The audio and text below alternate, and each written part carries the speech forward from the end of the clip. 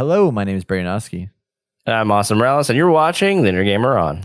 And today we'll be talking about Battlefield 6 leaks claiming a near future setting with drones, robots, and potentially a co-op single-player story. Whoa, what is this that we're having here?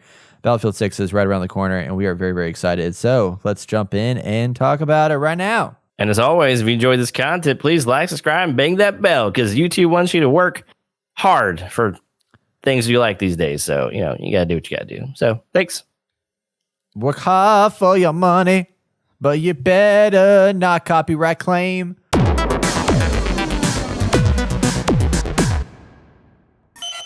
Well, something that I'm cautiously optimistic about this year is the release of Battlefield 6.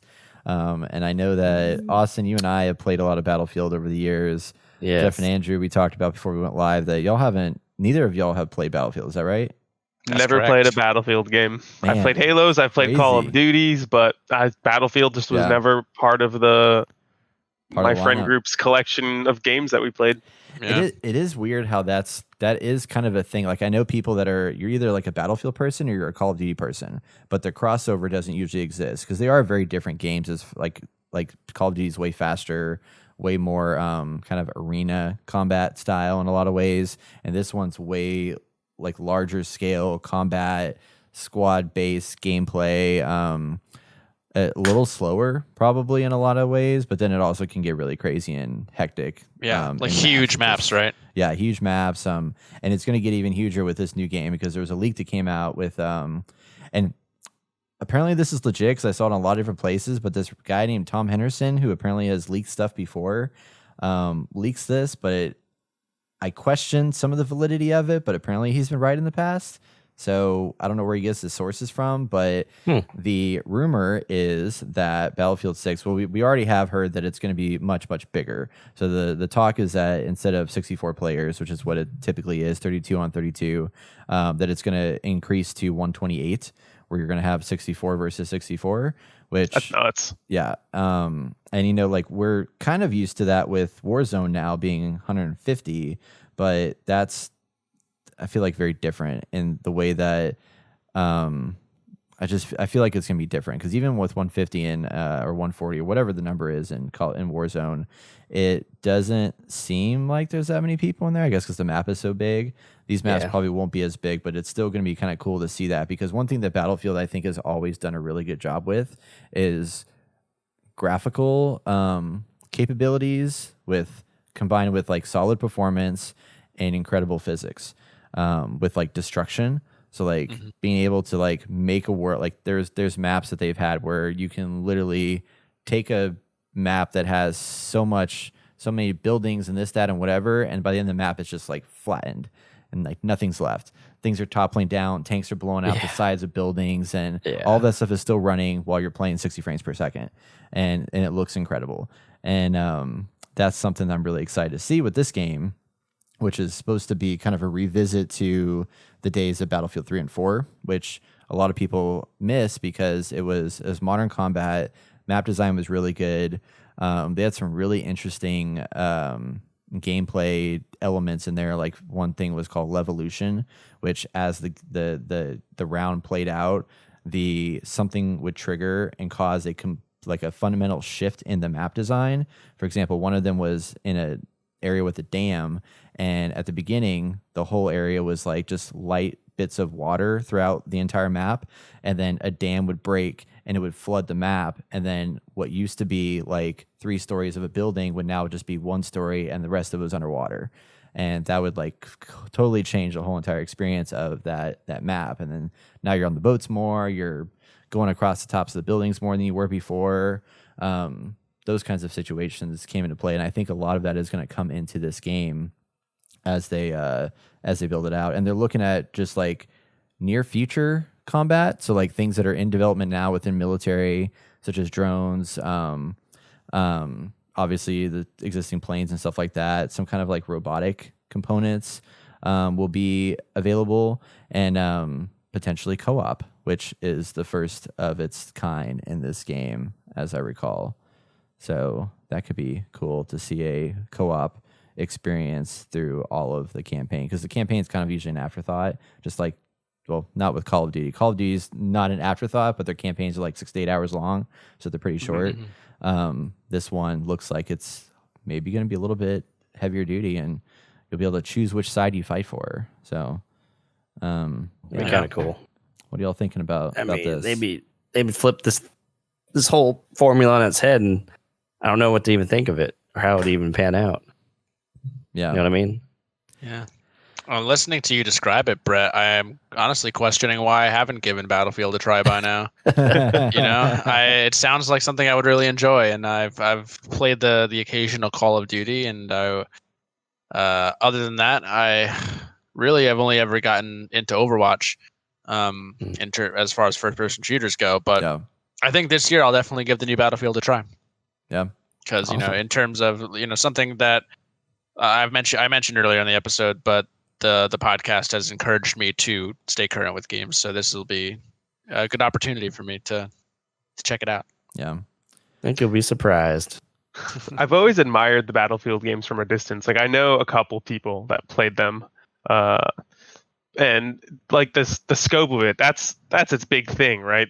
When they first announced, like, yeah, it's going to be 64 players, 32 on 32, when you're used to Call of Duty being 4 on 4, you're like, whoa, that's incredible. And like the destructive environments and how the map is persistently changing, that was always such a cool idea.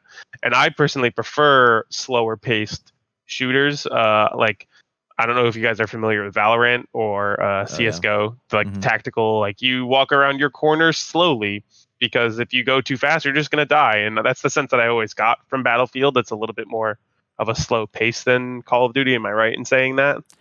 Yeah, I mean, it's like, I would say it's in between the two, because now more I think about it, like, it's a crazy game. Like, you're dying a lot in this game because there's just stuff coming from all different directions. And again, like going back to like Call of Duty is you die fast in that game too, but in such a small space. And this one, it's like you go attack a map, like a control point, for example, and there's like 20, 30 guys battling it out, and like freaking airplanes flying overhead that are dropping bombs on you. And it like legitimately feels like you're in a war zone, and things are blowing up left and right around you, and you're like with your squad mates, and you're like, we got to get in here and we got to take this flag out. How are we going to get it? Let's work together to make it happen. And as long as you have like a team of people that you're playing with, like the squad play is pretty cool.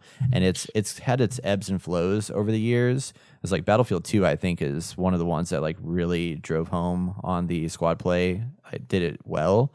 And then they kind of lost a little bit over the years, and sometimes the maps just got way too chaotic, especially in like Battlefield 3 and 4, I think, actually did a good job with the squad. And then Battlefield 1 was a weird change for them. People love Battlefield 1. I ended up not really enjoying it because I feel like they went too far back in history, and it just wasn't as appealing for me. And then Battlefield 5, for whatever reason, didn't get received super well. But I mean, I loved it. I put a ton of hours in that game, and eventually they built it out where they added a bunch of new maps for free. You paid the base price, and I think at the end of it, they had like 25, 30 maps you could play in, and tons of game modes and all kinds of stuff going on with it. So, but to circle back around, as I went on the whole jaunt there, I would say it's not as, I mean, just like with Valorant and CSGO, I mean, you're still, 5v5, and and then if I remember correctly, I think in Valorant as well, once you're dead, right? Until the round's over. Yeah, they're round-based. Yeah. So, yeah, it's not. So, based on your description, it sounds more similar to like big team battles in Halo, where it was 8 on 8, and there are some people in vehicles, and then a sniper hiding out in the back, and then people with machine guns in the front line. So it's more of, like you said, like a war zone, not Call of Duty war zone, but like the idea or a battlefield. Yes. And if it's more similar to that, now that sounds appealing to me. Like, that sounds like that's more up my alley than, like, don't get me wrong, I love the Twitch shooter Call of Duty, like just spawn, run back in and die, and run back in and die.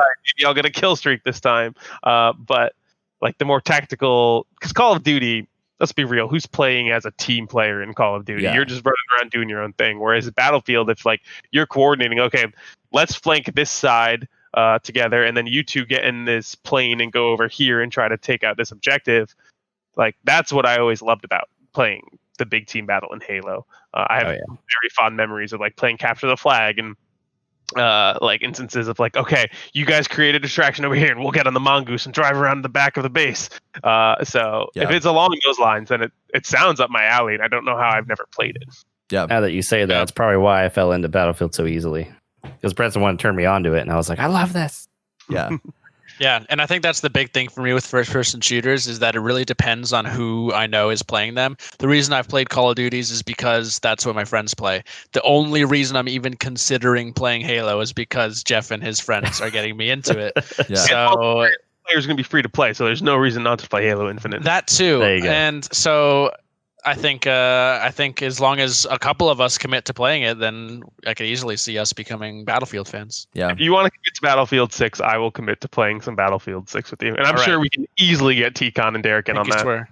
Hey, and we'll play. I'll play with you too. I'm always looking for Hell people yeah. to jump in there and stuff like that, because it's definitely one of those games that, like, this is not a game I'd recommend if you don't know anybody else playing it. Like, I think playing solo, like jumping into like a random match with other people, I quit playing that game in like 10 minutes. Like, it's not fun at that point. But if you have your team, you're in voice chat, you're communicating with one another, like, you know, capturing flags left and right. Like, it's amazing what like a 5-person squad can do to like turn the tides of a match.